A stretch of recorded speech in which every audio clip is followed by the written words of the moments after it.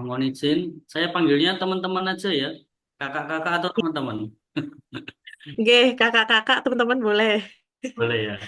Oke, teman-teman, eh, saya Dimas Tegar Mardika, saya seorang guru di SD ICT Alabi, eh, Information Communication and Technology, dan kebetulan juga diamanai sebagai pembina pramuka di SD tersebut.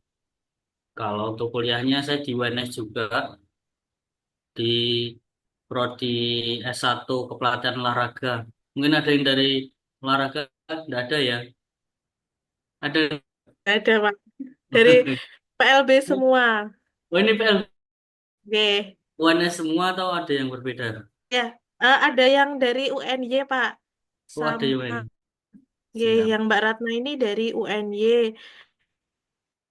Ina, ini dari mana ya Mbak Ina ya? Gue, Mbak. Oh, Oh, UNS. dari juga. Ya, jadi cuma dari UNY, Mbak Ratna, Pak. Oke, siap. Ini kok malah saya sendiri yang sekiranya nggak pakai pramuka ya Mbak ya? Iya, tidak apa-apa, Pak. Ini karena dari arahannya disarankan untuk menggunakan pakaian pramuka gitu. Mungkin nanti kalau kepotong ya paling kelihatan jilbabnya aja warna coklat itu. Oke, siap. Tidak apa-apa Mbak. Jadi banyak yang satu alma mater dengan saya. Kebetulan dulu saya juga pernah masuk di UKM Pramuka. Kalau sekiranya pernah dengar di PLB itu kalau nggak salah ada adik tingkat namanya Neki. Ada yang kenal enggak? Enggak kenal ya mungkin ya. Kurang tahu, Pak. Oh Tapi iya. kalau pramuka saya kenalnya ada Mbak Santi sama Mas Diki. Kebetulan Mas Diki juga Oke, diwawancarai, cuma mintanya lah ulil gitu. albab Oke. Karanganyar katanya ya, Hmm, jadi maunya didatangkan berkenan untuk Zoom meeting. Nah ini mohon maaf Pak Dimas kalau kami minta Zoom meeting karena kebetulan tidak semuanya di Solo, ada ya. yang dari Purworejo, ada yang dari Blora gitu. Jadi Mbak Berli ini juga dari Semarang, kebetulan habis lahiran kan untuk kita tolong Dimas untuk lakukan Zoom meeting gitu Pak. Siap, enggak apa-apa Mbak. Kalau saya sebenarnya fleksibel. Kalau memang mau ke sekolahan juga boleh, kalau mau Zoom meeting pun juga boleh. Toh saya dapat ilmunya juga membayar gitu loh, Mbak.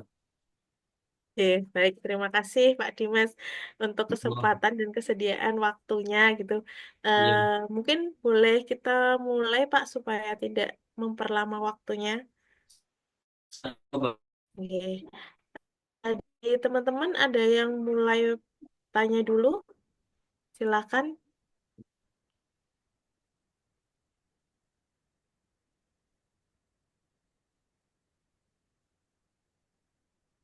Monggo. Oke, mungkin dari Ainun dulu. Silakan Ai.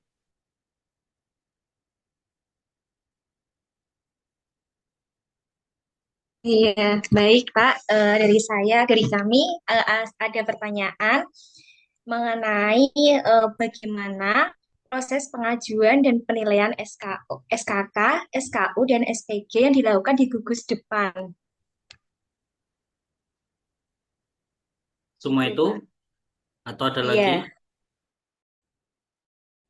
bergantian dengan teman-teman Pak. Oke. Baik, kalau untuk proses pengajuan dan penilaian, Mbak, biasanya kita ada beberapa waktu yang sekiranya digunakan untuk khusus penilaian SKK dan SKU serta SPG. Tapi karena di sekolah saya itu cenderung baru beberapa tahun mengadakan pramuka, jadi untuk yang SPG-nya belum terlaksana. Tapi kebetulan saya juga dulu pernah SPG Pramuka Garuda, jadi ya sedikit tahu yang Mbak terkait dengan SPG. Kalau untuk SKK dan SKU, biasanya saya ini jadwalkan setiap 1 bulan itu kurang lebih ya 2 sampai 3 kali untuk penyelesaian SKK dan SKU. Kan kalau di SPG sendiri kan kalau nggak salah harus minimal 15 kalau nggak 20 SKK dan harus lulus di tahapan SKU-nya kan. Itu Mbak kalau untuk proses pengajuan dan penilaian anak-anak nanti langsung dinilai dengan satu pembina. Satu anak satu pembina untuk memudah apa ya subjektivitas penilaian gitu Mbak. Mungkin sudah menjawab Ya, Pak. Terima kasih, Pak, sudah ya. menjawab.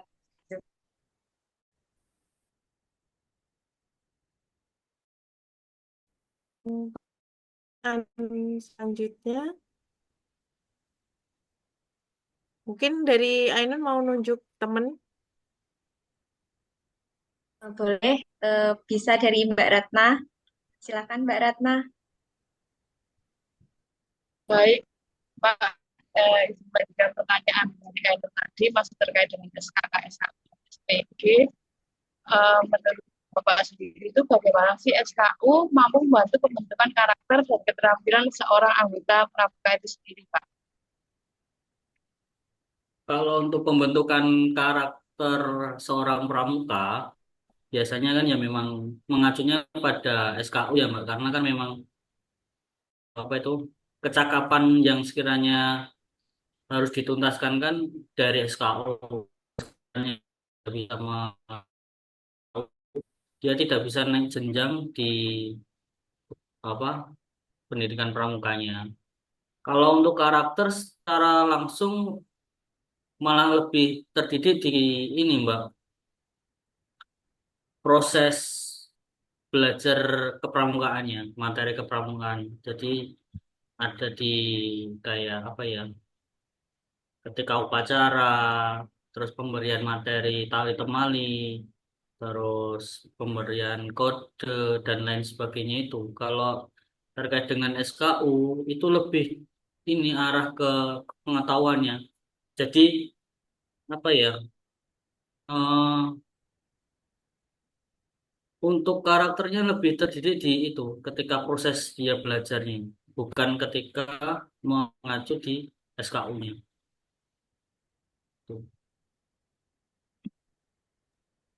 Baik, Pak. Terima kasih atas waktunya. Mungkin untuk pertanyaan selanjutnya bisa dilanjutkan oleh Kak Dia.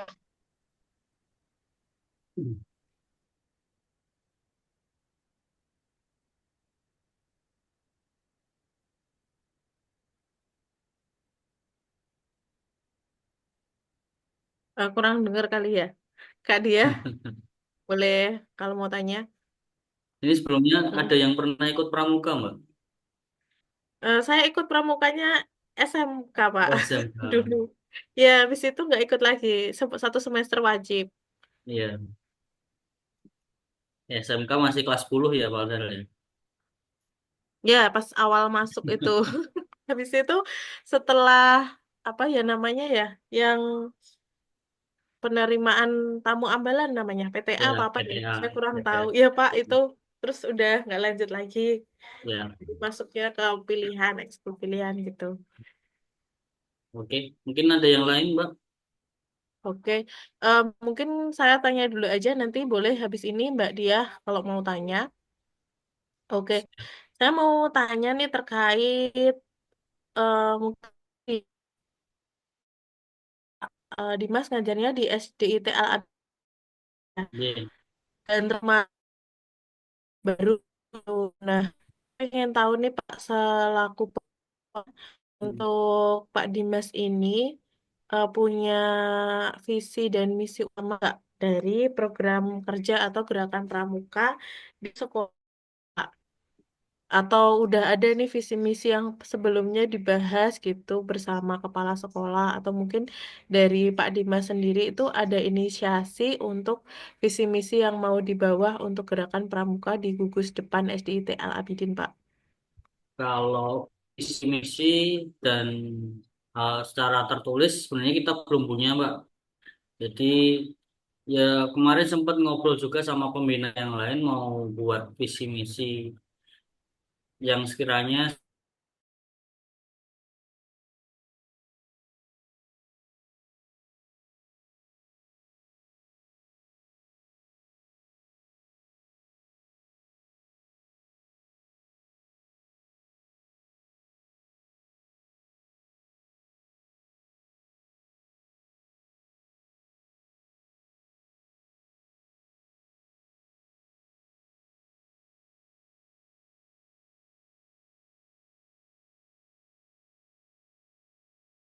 benar, Mbak. Kalau apa itu namanya untuk visi misi nanti kan gambaran secara umum dari apa ya istilahnya keinginan bersama kan, Bang. Jadi ya harus dimusyawarahkan dengan mungkin kalau di pramuka tingkat penegak atau apa itu namanya Pandega itu kan ada musyawarah antar anggota itu biasanya dimusyawarahkan di situ. Tapi kalau untuk di tingkat SD karena tidak mungkin kan kita akan mengadakan musyawarah anggota. Jadi ya tidak nanti yang musyawarahkan pengguna ini dan nanti akan dilaporkan ke kepala sekolah. Ya, Baik, Pak Dimas. Terima kasih, Pak, untuk jawabannya. Eh, Ya, Pak, silakan.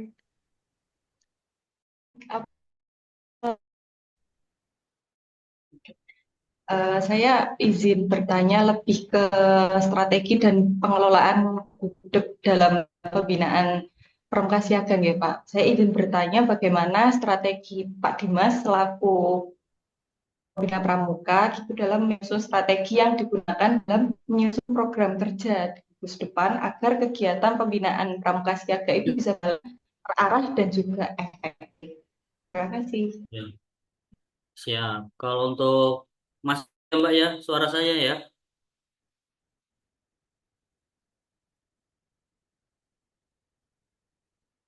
dengar suara saya. Pengelolaan gudeg, strategi pengelolaan gudeg saya, terus ya pembinaan sekolah saya ada sekitar dari semua, namanya dari guru di sekolah kita.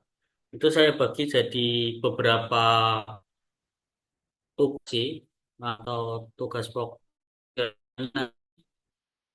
mengarah ke ranah apa ya yang ada di SKU, materi yang ada di SKU. Kan ada banyak tuh kayak agama, terus pemahaman kewarganegaraan dan lain sebagainya. Nanti kita bagi sebagai beberapa kelompok di masing-masing guru untuk penerapan apa ya materi yang efektif untuk disampaikan ke siswa. Itu Mbak kalau untuk strateginya yang sekiranya nanti bisa meningkatkan kecakapan khusus bahkan kecakapan umum dari anggota pramuka di tingkat siaga dan penggalang itu. Terima kasih Pak. Iya, maka sama-sama Mbak. Mungkin ada lagi yang lain. Hmm, baik, Pak. Untuk meneruskan dari pertanyaan dari dia tadi, saya ingin menanyakan, bagi kan tadi Bapak sudah menjelaskan hal-hal yang dilakukan agar program kerja itu tuh terlaksana. Nah, bagaimana cara Bapak memastikan bahwa materi pembinaan yang diberikan itu tuh relevan, menarik, dan sesuai dengan perkembangan pada anak usia siaga? Kalau kalau untuk relevan dan menarik, biasanya pembina saya suruh buat seperti semacam apa ya? eh, kalau di pembelajaran biasa kan ada RPP ya Mbak ya. Nah di pramukaan sebenarnya di pramukaan sendiri itu juga ada, tapi saya agak lupa namanya apa. Itu intinya pembina itu nanti saya wajibkan setiap pertemuan itu ada semacam apa ya, kayak rencana pembelajaran untuk penyampaian materi di kepramukaan itu secara efektif dan menyenangkan. Mungkin ada game, kalau gamenya apa, nanti disebutkan gamenya apa, terus langkah-langkahnya seperti apa, sama perlengkapannya seperti apa yang sekiranya bisa di apa ya disimpan untuk jangka waktu yang cukup lama nanti. Kalau sekiranya dituliskan kan pasti semuanya juga akan bisa melihat. Tapi kalau hanya diingat-ingat orangnya saja, semuanya tidak bisa melaksanakan program kerjanya itu nanti. Kayak pembelajaran yang menyenangkan. Itu Mbak.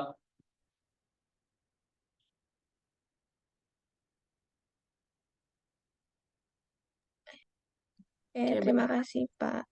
terima kasih. Mbak Tasya sama Mbak Laras, silakan kalau mau bertanya. Perkenalkan saya Tasya. Kak Dimas mohon izin bertanya. Siap Mbak Rasya. Pertanyaannya tentang organisasi dan administrasi Kak Dimas. Bagaimana fungsi dan peran administrasi dalam satuan pramuka? Seperti itu Kak Dimas. Oke, hanya itu. Hanya itu. Ya, kalau fungsi dan peran administrasi, kalau di sekolah kita, kebetulan kan juga ada admin yang apa ya mengelola terkait dengan gugus depan kita. Itu terkhususnya pembuatan KTA, Mbak. KTA anggota pramuka. Kebetulan kalau untuk di area Solo dan Jawa Tengah kan sudah menggunakan sistem kalau sekiranya mengajukan KTA itu harus melalui sistem itu gitu loh Mbak. Jadi tidak sewenang-wenang pembina membuat KTA untuk anggotanya. Dan data-data yang sekiranya sudah di-link-kan di situ kita ambilkan juga dari kita buat lagi tapi dari admin sekolah yang sekiranya bisa diambilkan dari data pokok pendidik Mbak kalau sekiranya apa itu namanya administrasinya.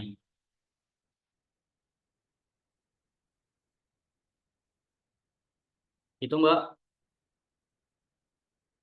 mungkin kurang jelas jawabannya. Baik, Kak Dimas, terima kasih untuk jawabannya. Oke, siap.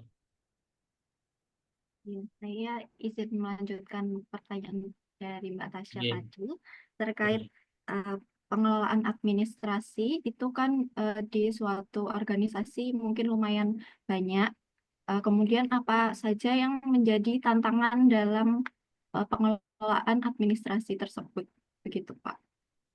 Terus bagaimana cara mengatasinya? Ya, kalau untuk tantangan sendiri keterbatasan di waktu dan tempat, Mbak. Karena posisi semua di budep kami di SDI CT Al-Abidin itu semuanya kan guru. Jadi untuk waktunya itu pun juga terbatas kiranya mau mengurus administrasi terkait dengan kepramukaan. Kadang kan harus ke Kuarcap, harus menghubungi ke Kuaran dan lain sebagainya. Jadi belum ada apa ya, kayak sistem khusus untuk memudahkan kita menjalankan administrasi yang terkoneksi dari sekolahan ke Kuaran, Kuarcap, bahkan ke Kuarda dan Kuarnas kalau sekiranya untuk saat ini. Itu. Kalau tantangannya lebih ke situ sih, Mbak. Cuman ya kalau untuk sistem yang apa ya, untuk KTA tadi kan berbeda dengan sistemnya administrasi. Gitu. Ada lagi Mbak? Sudah, terima kasih, Kak. Oke, sama-sama. Mungkin Mbak Berli mau bertanya.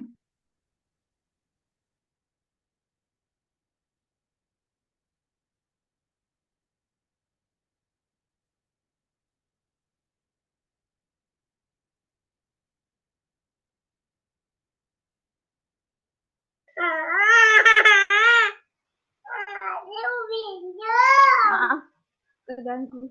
Masih riweh bebernya kayaknya Pak. Karena ada toddler sama Bibi ya. Mama. Nggak apa-apa Mbak, dilanjut Mbak. Diajak aja nggak apa-apa. Ber.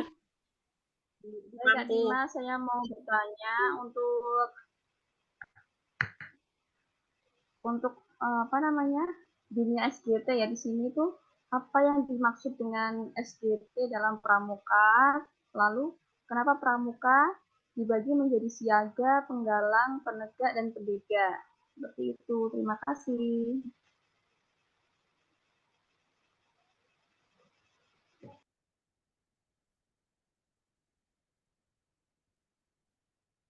Iya. Baik Mbak, kalau SGT, ya SGT itu sebenarnya singkatan kalau nggak salah ya.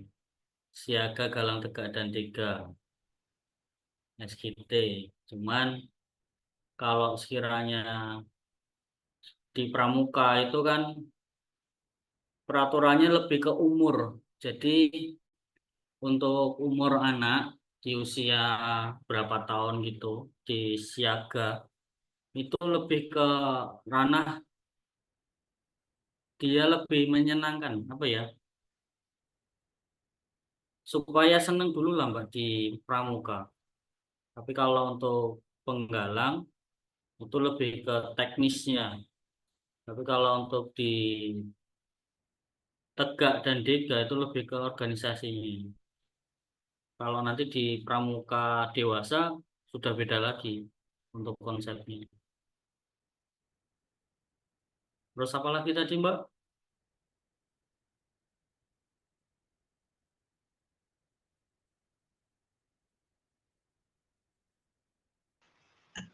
Pertanyaan saya sudah terjawab semua, Kak. Terima Oh, sudah kasih. selesai semua. Oke. Siap.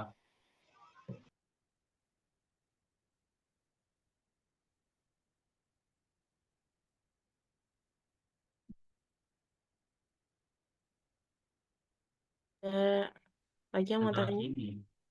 Ya, mungkin saya izin bertanya melanjutkan dari pertanyaan Mbak Berli terkait pembagian kelompok dalam pramuka. Tadi ada siaga, penggalang, pandega, penegak gitu ya, Pak Dimas. Nah, kalau saya pertanyaannya, kalau untuk pembagian kelompok itu kan biasanya ada jenis-jenis pertemuan gitu ya. Nah, kalau di SD itu karena Pak Dimas sebagai pembina di Pramuka Siaga, itu kira-kira bagaimana masing-masing jenis pertemuannya dirancang gitu supaya sesuai gitu dengan karakteristik anak usia siaga ya Pak. Karena kan kalau dari pengalaman sendiri nggak semua anak itu suka pramuka ya. Em, Mungkin nggak cuma anak-anak sih, lebih ke siswa gitu.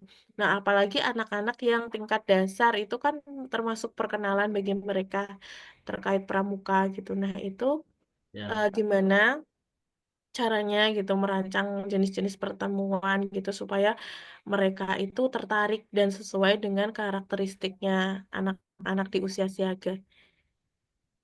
Oke. Baik Mbak Kinsani, kalau untuk anak usia siaga itu kan kisaran antara 7 sampai 10 tahun ya untuk anak siaga. Kalau untuk penggalang itu di antara 11 sampai 15 tahun. Mungkin ketika jenengan di KMD pun juga sudah dijelaskan secara rinci dengan oleh pelatihnya yang di apa KMD-nya. Kalau di siaga itu sendiri kan ada yang namanya pesta siaga, Mbak. Nah, dalam pesta siaga itu berbagai macam lomba diadakan kayak ya bumbung kemanusiaan, terus tari menari dan lain sebagainya yang sekiranya itu eh, acara yang dibuat untuk seperti apa ya, unjuk kesenangan lah, unjuk mentalnya anak-anak. Kan kalau untuk anak-anak usia 7 sampai 10 tahun kan senang mengeksplor diri, senang berpetualang. Jadi ya biasanya nanti dibuatnya ya per pos gitu, per pos prestasi agak. Nanti ada lomba-lombanya setiap per pos, terus ada nilainya, ada diambil juara satu, dua, dua dan tiga untuk mengapresiasi eh, apa ya, istilahnya ya jeripayah anak-anak untuk mengikuti kegiatan-kegiatan yang bertujuan untuk meningkatkan percakapan dari anak-anak itu sendiri.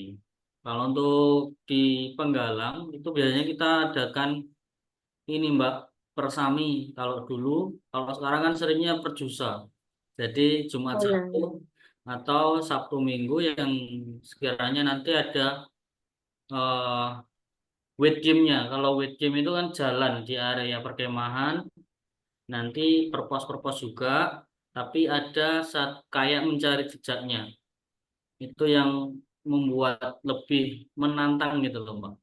Kalau di arah ranah siaga kan lebih menyenangkan, tapi kalau di area penegak dan penggalang itu lebih menantang kalau menurut saya. Bahkan sempat juga kan ada yang namanya beberapa berita orang-orang teman-teman penegak itu kemah bahkan sampai susur sungai, ada yang lintas malam sampai lewat makam itu kan ibaratnya menantang gitu loh. Anak-anak umur segitu itu senang untuk tantangan. Ketika dia selesai melaksanakan tantangan, ya ada rasa bangga bercampur senang gitu. Kayak dulu saya juga ketika di Penggalang dan Penegak itu juga senang yang namanya kegiatan kemah, terus ada jalan malam, kalau dulu sebutnya jerit malam paling Mbak. Ya. Kalau Itu sekiranya pas PTA dulu kan pasti juga ada toh ya. gitu. Itu biasanya nanti dengan otomatis anak-anak juga tertarik untuk ikut pramuka. Karena jujur ya, dulu saya juga paling anti dan tidak seneng yang namanya pramuka. Tapi kenyataan ketika saya lakukan, ya alhamdulillah bisa sampai Garuda, bisa sampai latihan gabungan nasional, terus dan lain sebagainya yang sekiranya bersifatnya, oh ternyata itu pramuka seperti ini. Jadi bisa menyelami diri sendiri juga loh Mbak, kalau sekiranya ikut pramuka gitu. Dan ya menambah kalau di Pandega itu kan kenalan-kenalan dari perti-perti yang lain kan juga banyak. Pasti itu nanti. Gitu Mbak. Oke, baik. Terima kasih, Pak. Nah, siap. Dari teman-teman yang lain, silakan. Mau tanya lagi?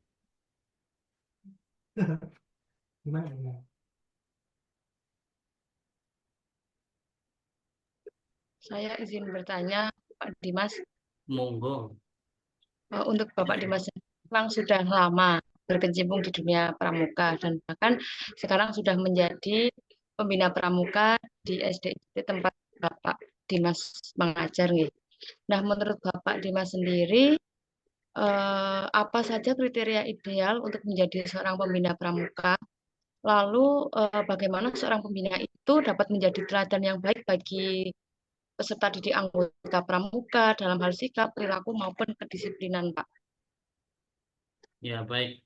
Ya kalau yang namanya pembina itu kan ibaratnya kita sebagai seorang kakak bisa, seorang guru bisa, seorang bapak bahkan seorang ibu pun juga bisa Mbak. Walaupun saya laki-laki tapi harus bisa memenuhi itu semua karena ketika di kegiatan kalau anak-anak tidak melihat seorang pembina yang sekiranya tidak cakap dalam hal ilmu kepramukaannya pun juga nanti akan membuat anak-anak itu sendiri kok gitu, wong pembina aku aja ndak bisa, ngapain aku harus bisa gitu loh.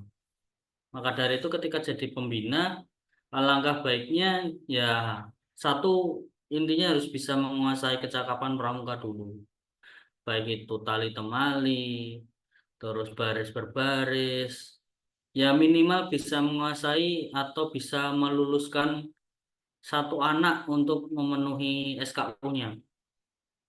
Kalau sudah bisa memenuhi SKU-nya kan otomatis orang tersebut atau pembina tersebut juga dikatakan cakap karena didikannya pun juga bisa memenuhi SKU-nya gitu loh. Itu. Dan kalau sekiranya jadi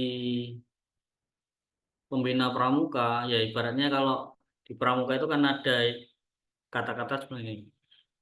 Di sana senang, di sini senang. Nah, bagaimana caranya seorang pramuka atau pembina pramuka itu bisa mencairkan suasana, baik itu tingkatnya siaga ataupun penggalang atau penegak dan lain sebagainya. Intinya harus bisa menyairkan suasana. Jadi bisa bisa menyatu dengan anggotanya gitu loh, Mbak. Itu. Jadi ya kalau seperti saya di SD ya, di tingkat SD ya harus bisa menyelami anak-anak SD, harus bisa ini apa itu namanya, jadi kayak anak SD, tapi secara tidak langsung biar membuat anggota kita itu bisa nyaman gitu loh Mbak. Karena kalau sudah nyaman, dia akan apa ya?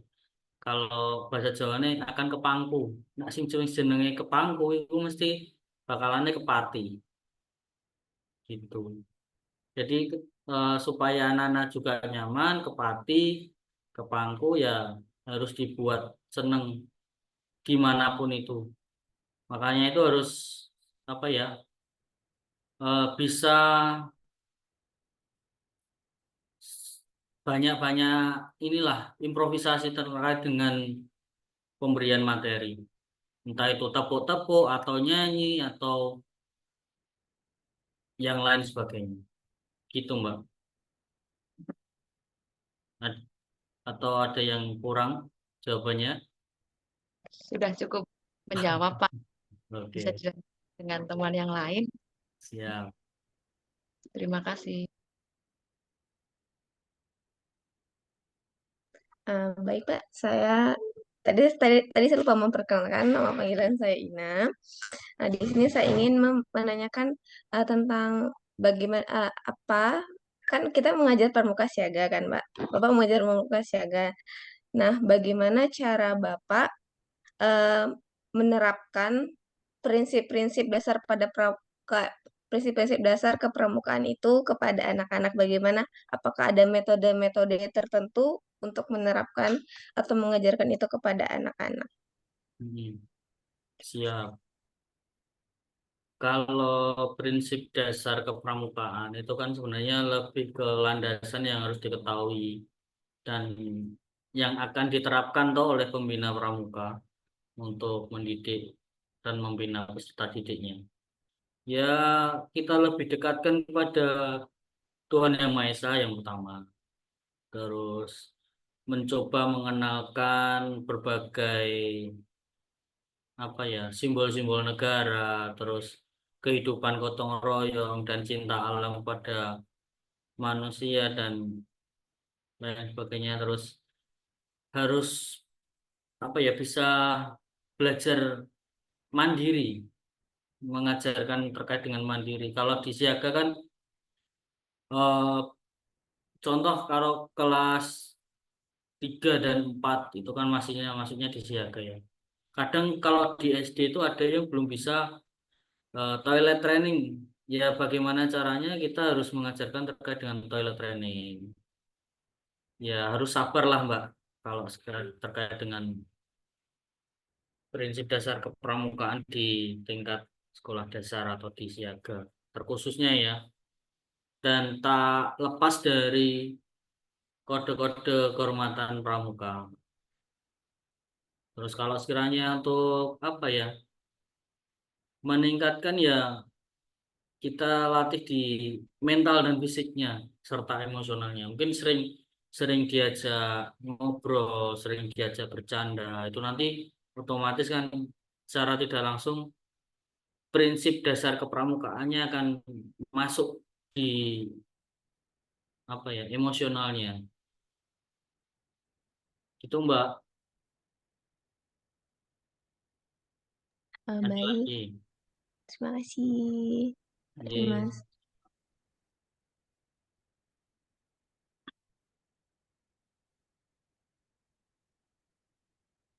Saya Larasati izin bertanya Kak, terkait kegiatan pramuka di gugus depan yang Kakak ampu, apakah sudah melibatkan orang tua dalam kegiatannya atau kemudian apa saja kegiatan tersebut, apa saja hal-hal yang memang harus dikolaborasikan dengan orang tua tersebut jika ada, begitu.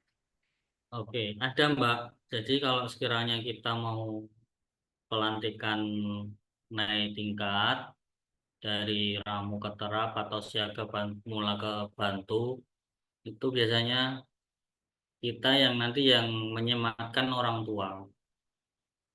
Supaya apa? Bahwasanya supaya orang tua itu nanti juga merasakan eh, perubahan positif di anaknya.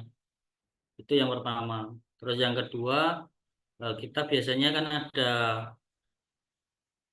perjusa ya di sekolahan. Nah, itu nanti untuk membantu kelengkapan dari anak-anak, kita libatkan orang tua untuk mempersiapkannya. Baik itu bekal dan lain sebagainya. Yang sekiranya nanti akan ada kayak apa ya, kayak semacam kado atau hadiah yang nantinya akan dibagikan atau diputar gitu loh Mbak. Nah, itu nanti biasanya kan yang bantu nyiapin orang tua. Terus terkait dengan kenyamanan dan kegiatannya tetap dari sekolah kami biasanya melibatkan orang tua gitu. Terima kasih. Ya, siap Mbak. Mungkin yang lain.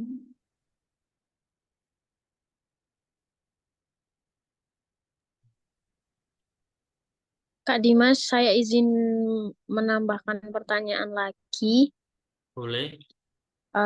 tentang bagaimana strategi yang diterapkan dalam wadah pembinaan untuk meningkatkan kompetensi dan profesionalisme anggota dewasa dalam pramuka. Ampun Kak Dimas.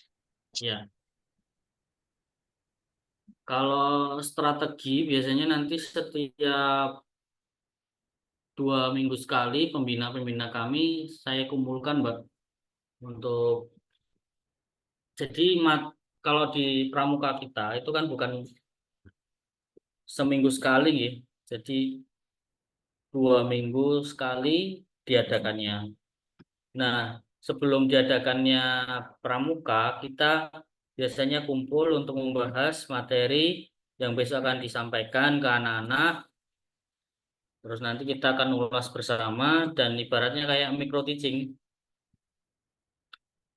Jadi ya supaya yang disampaikan ke anak itu nanti benar-benar mengena dan bermanfaat untuk anaknya sendiri.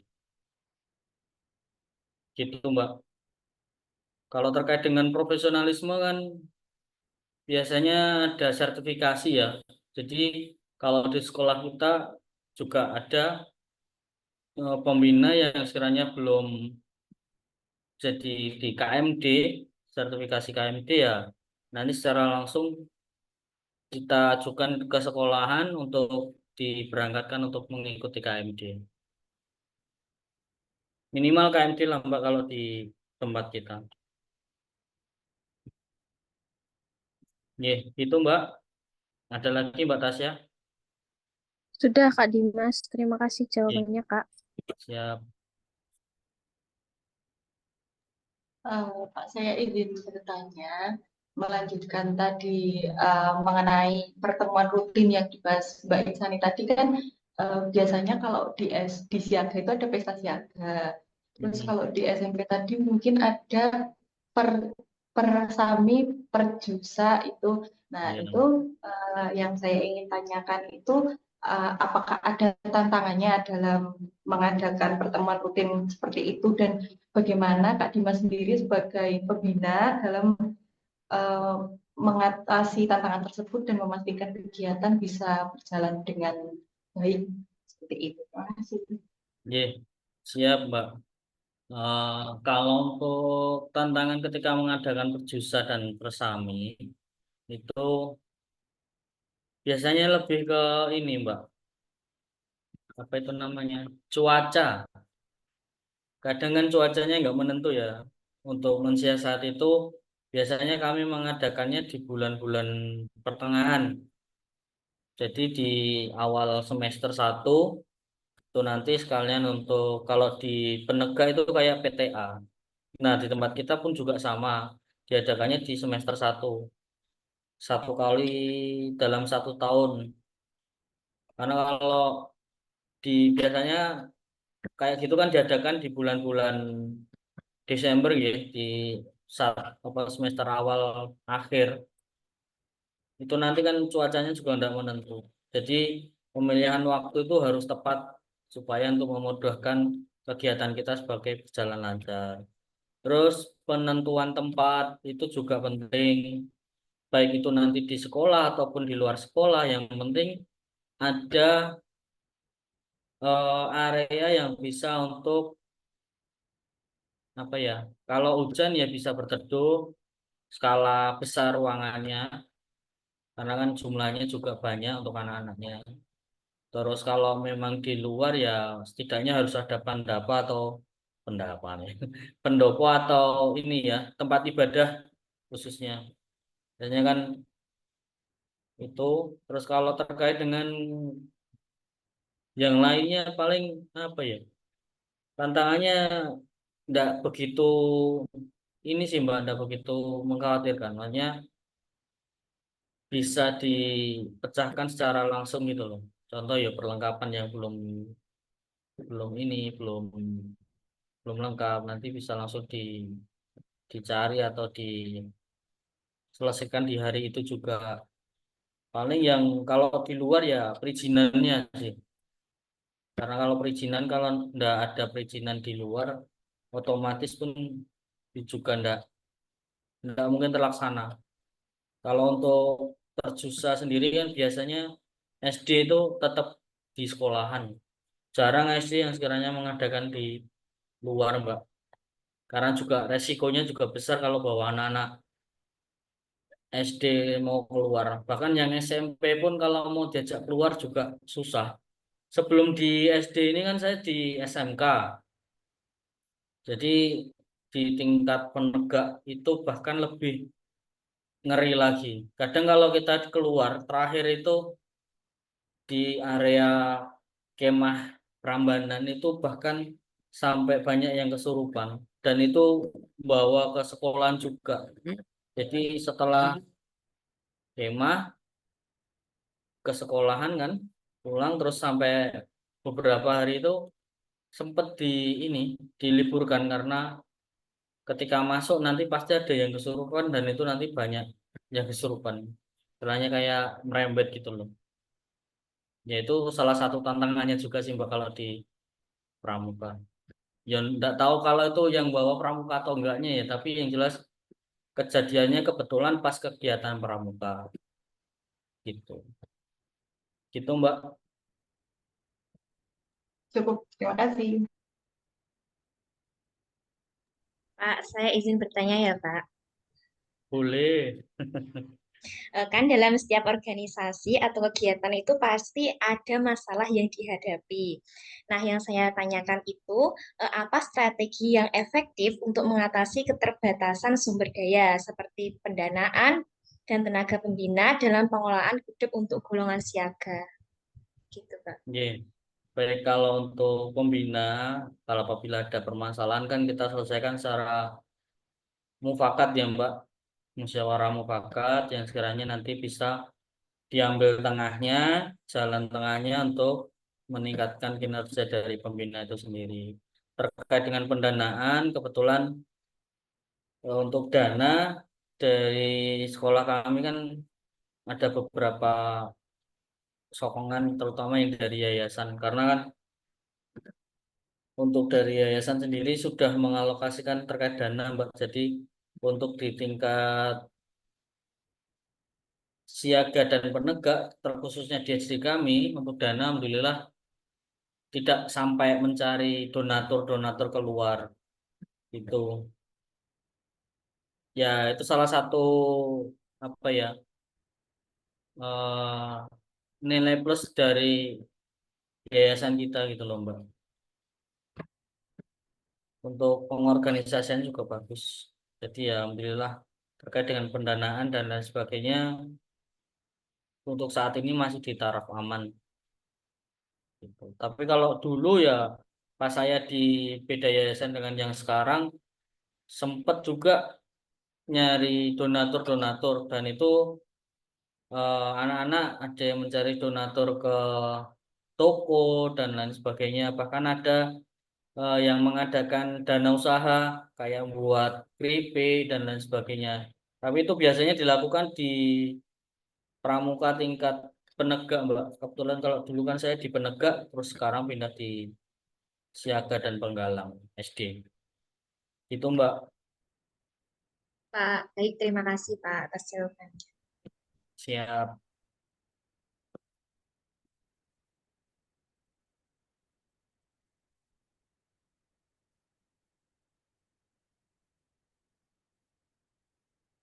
Hmm, Kayaknya sudah lebih dari setengah jam. Dari teman-teman ada lagi yang mau bertanya? Sudah? Oke, baik. Sepertinya sudah cukup Pak Dimas untuk wawancara yang ingin kami pertanyakan gitu. Beberapa pertanyaan yang kami ingin sampaikan di wawancara malam ini. Ya. Mungkin itu saja karena sudah tidak ada. Kami mengucapkan terima kasih sebanyak-banyaknya Pak Dimas untuk kesediaan Ini. waktunya.